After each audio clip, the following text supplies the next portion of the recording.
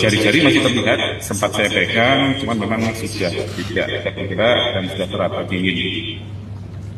Oleh karena itu, saya waktu itu memutuskan bahwa ya memang ini harus dilakukan tindakan untuk bisa mengangkat atau mengeluarkan korban ini.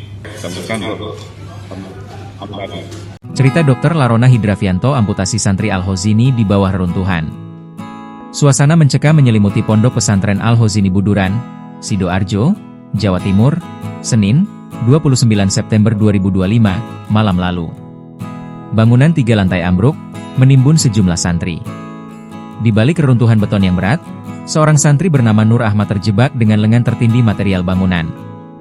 Di saat genting itulah, keputusan sulit harus diambil, yaitu amputasi yang dilakukan di lokasi agar nyawa korban bisa diselamatkan. Jam 7.11 saya ditelepon Direktur RSUD RT Notopuro Sidoarjo yang sedang bersama Bupati, Dinkes, dan tim SAR. Beliau menyampaikan ada satu pasien yang terjebak dan tergencet lengannya di bawah reruntuhan. Pasien ini kemungkinan memerlukan tindakan amputasi di tempat, tutur Dr. Larona Hidravianto, spesialis ortopedi dan traumatologi RSUD RT Notopuro, menceritakan pengalamannya menolong korban tragedi Al-Hozini dalam obrolan newsroom, kompas.com. Suasana gelap, sempit, dan pengap, hanya diterangi lampu kecil yang dipasang seadanya. Saya masuk, melakukan evaluasi awal, memanggil dan menyapa. Jawaban pasien iya, adu dengan suara pelan karena lemah.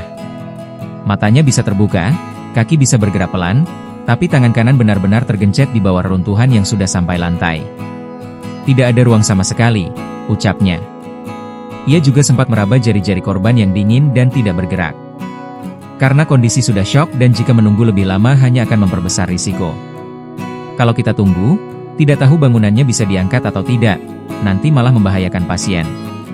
Sehingga kita lakukan amputasi di tempat, ujarnya.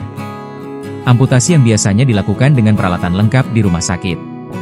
Namun, saat itu harus dilakukan di bawah puing-puing rapuh, sehingga membuat situasi sangat berbeda. Sebelum melakukan tindakan, tim sempat menyiapkan sejumlah alat, tetapi ia menolak demi keselamatan pasien. Saya minta waktu untuk meminta bantuan.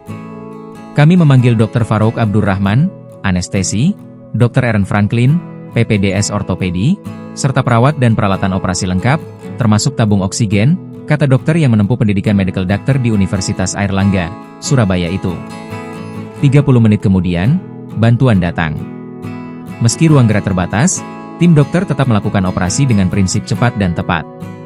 Saya putuskan memotong di sendi karena hanya perlu pisau kecil. Tidak butuh banyak alat, karena manuvernya terbatas, ujar dia. Bagi Dr. Larona Hidravianto dan tim, masuk reruntuhan bukan tanpa rasa was-was. Apalagi, di bawah puing bangunan yang sewaktu-waktu bisa runtuh kembali. Dengan dihantui rasa khawatir, naluri kemanusiaan mengalahkan segalanya.